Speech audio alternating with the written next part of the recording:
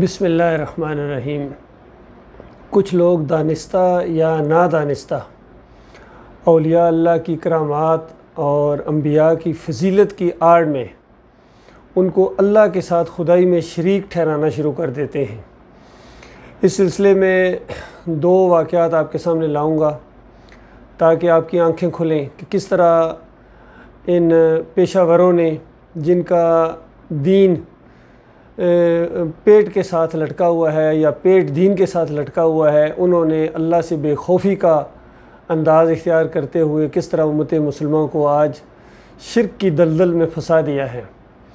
ایک واقعہ، وہ جو مشہور واقعہ جس کو بیان کیا جاتا ہے کہ یا ساریہ الی الجبل، اے ساریہ جبل کی طرف، اے ساریہ جبل کی طرف۔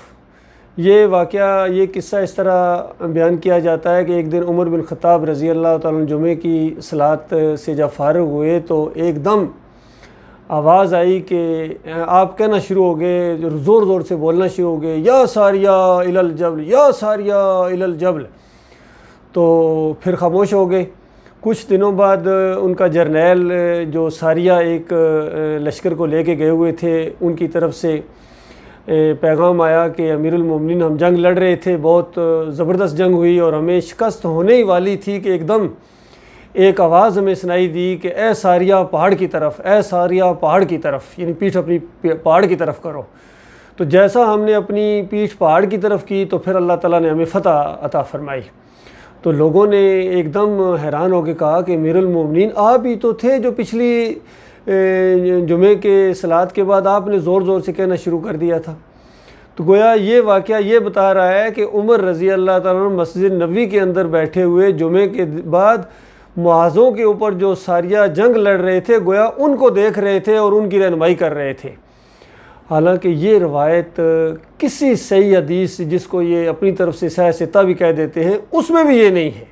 بخاری مسلم تو بڑے دور کی بات ہے، جو اس میں کمزور قسم کی حدیث کی کتابیں اس کے اندر ہیں، یہ اس کے اندر بھی نہیں ہیں۔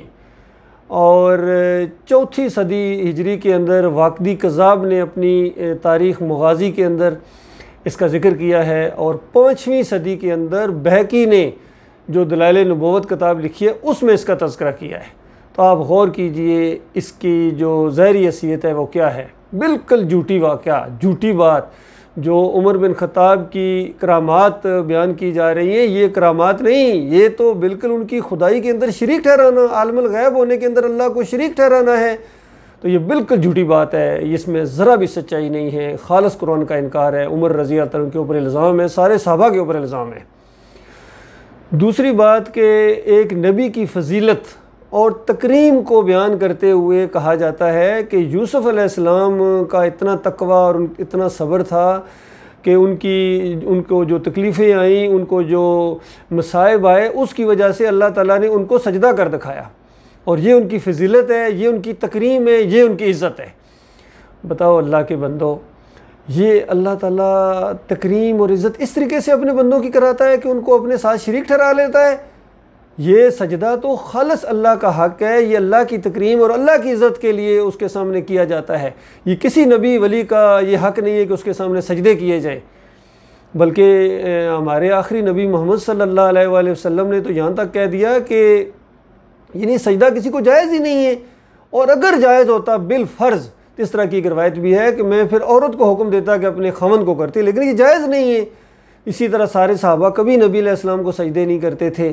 سجدہ کرنا تو شرک ہے، اللہ کے ساتھ شریک ٹھہرانا ہے۔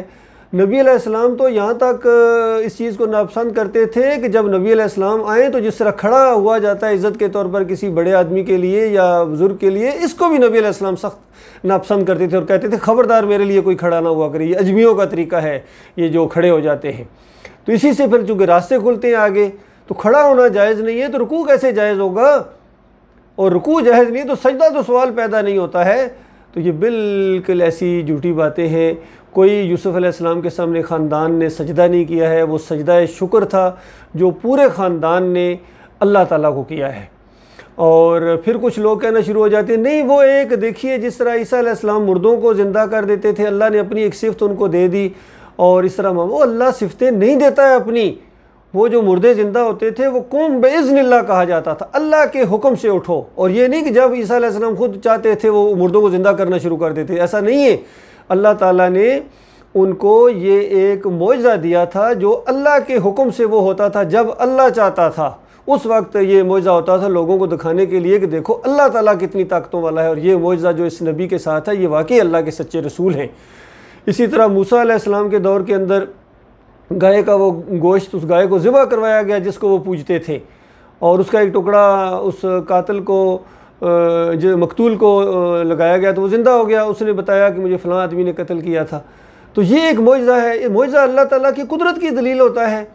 تو یہ نہیں ہے کہ ان معجزات کا ذکر کر کے اور کہا جائے دیکھیں جس طرح وہاں ہو گیا عیسیٰ علیہ السلام بن باپ پیدا ہو گئے، اسی طرح جناب اللہ تعالیٰ نے اپنی قدرت دکھائی اور پورے خاندان کو یوسف علیہ السلام کے سامنے سجدہ کرا دیا۔ تو یہ بہت بڑی نادانی ہے کہ ایک نبی کی فضیلت اس طریقے سے بیان کی جائے، اس کی تکریم اس طریقے سے بیان کی جائے، جو خالص اللہ کا حق ہے اس نبی کو دے دیا جائے، حالانکہ وہ بالکل سادہ سا واقعہ ہے، ایمان کی روح ہے وہ واقعہ۔ اور قرآن میں اللہ تعالیٰ نے سورہ القمر کے اندر 6 مرتبہ یہ آیت دہرائی ہے کہ ہم نے اس قرآن کو سمجھنے کے لیے، نصیحت حاصل کرنے کے لیے آسان کر دیا ہے کوئی نصیحت حاصل کرنے والا؟ تو یہ تو سادہ واقعات ہوتے ہیں۔ اور سورہ یوسف کے اندر تو یہ معاملہ بہت ہی اچھے انداز میں بیان ہوا ہے۔ یوسف علیہ السلام بچے ہیں، انہوں نے خواب دیکھا اور انہوں نے اپنے وقت کے نبی، ان کے والد جو یعقوب علیہ السلام ہیں، ان کو خواب سنایا، اور وقت کے نبی اس کی تعویل کر رہے ہیں، اس کا معنی بتا رہے ہیں، تعبیر بتا رہے ہیں کہ دیکھو میرے بچے، یہ جو خواب تم نے دیکھا ہے کہ سورج چاند ستارے تیرے سامنے جھکے ہوئے ہیں، یہ عزت اور احترام کی علامت ہے۔ اللہ تعالیٰ تجھے بزرگی عطا فرمائے گا، تجھے فضیلت عطا فرمائے گا، تجھے نبی بنائے گا، تجھے باتوں کی تہہ تک پہنچنا سکھائے گا، اور تیرے اوپر اس طرح اپنے نعمتوں کی بارش کرے گا جس طرح ابراہیم علیہ السلام کے اوپر کی، اسماعیل علیہ السلام کے اوپر کی، اسحاق علیہ السلام کے اوپر، یعقوب علیہ السلام کے اوپر، سارے نبیوں کا ذکر کیا۔ تو یہ معاملہ ہے، اور یہ ساری باتیں ہر سچی ثابت ہو گئی۔ اللہ تعالیٰ نے اپنی قدرت سے وہ سب کچھ سچ کر دکھایا، غیر محسوس طریقے سے وہ سب کچھ ہو گیا، لوگوں کی مخالفت کے باوجود، نہ چاہنے کے باوجود شیطان نے ایڑی چوٹی کا زور لگا دیا، لیکن اللہ کے منصوبے کو نہیں روک سکا ہے۔ تو یہ واقعہ، یہ سورہ نازل کی گئی تھی نبی علیہ السلام کا دل مضبوط کرنے کے لیے، صحابہ کرام کا دل مضبوط کرنے کے لیے، کہ آج جس طرح یہ مشرکین مکہ ہے، یہ اپنے بھائی کی مخالفت کر رہے ہیں، اس کو نیچا دکھانے کی کوشش کر رہے ہیں، نہیں کر سکیں گے۔ دیکھو ایک واقعہ کہ یوسف علیہ السلام کے بھائی اور لوگوں نے بھی اسی طرح کرنے کی کوشش کی تھی، نہیں کر سکے تھے، اور ایک وقت آیا کہ سارے کے سارے ان کے سامنے وہ سرنڈر ہو گئے اور ان کے انڈر آ گئے، ان کے نیچے آ گئے، ان کا اقتدار قائم ہو گیا۔ تو بالکل یہی کچھ محمد صلی اللہ علیہ وسلم کے ساتھ ہونے والا ہے۔ 13 سال مکہ میں اور 10 سال مزید گزرے، اور 23 سال کے اندر اللہ تعالیٰ نے نقشہ بدلی کر دیا، اور مکہ فتح ہوا، سارے لوگ اسلام کے اندر جوک دور جوک آنا شروع ہو گئے، شیطان کا وار الٹ دیا گیا، اور سارے کے سارے وہ اللہ کے سامنے سجدہ ریز ہو گئے۔ خود نبی علیہ السلام اللہ کے سامنے سجدہ ریز ہو گئے، اللہ کو سجدہ شکر کیا کہ اللہ نے اپنے علم سے، اپنی قدرت سے اور اپنا وعدہ سچ کر دکھایا۔ یہی معاملہ وہاں تھا، اور اتنی سادہ سی بات ہے۔ تو اس طرح اولیاء اللہ کو جو اللہ تعالیٰ نے کرامت دی ہے، ان کی عزت کی ہے، اس کو اللہ کے ساتھ شریک ٹھہرانے کا ذریعہ نہ بنایا جائے، اور اس طرح کے واقعات کرامات کے نہ وہ لائے جائیں کہ یہ جو اللہ کی خدائی کو چیلنج کرنے والے ہوں۔ جس طرح ہمارے بھائیوں کے اندر یہ چیز آ گئی ہے کہ وہ جی عبد القادر جیلانی مردوں کو زندہ کر دیا کرتے تھے، وہ فلاں حضرت ہواؤں میں اڑا کرتے تھے، غیب کی خبریں بتا دیا کرتے تھے، یہ کرامات ہیں۔ جی یہ کرامات نہیں ہے، یہ خدائی ہے، اللہ کے ساتھ خدائی میں شریک ٹھہرانا ہے۔ اور نبی علیہ السلام نے ساری باتیں جس طریقے سے بتائی ہیں، قرآن کی باتیں، حدیث کی باتیں، وہ سادہ سادہ باتیں، سمجھ میں آنے والی باتیں۔ اور سورہ یوسف تو احسن القصص ہے، احسن القصص، بہترین قصوں میں سے ایک قصہ۔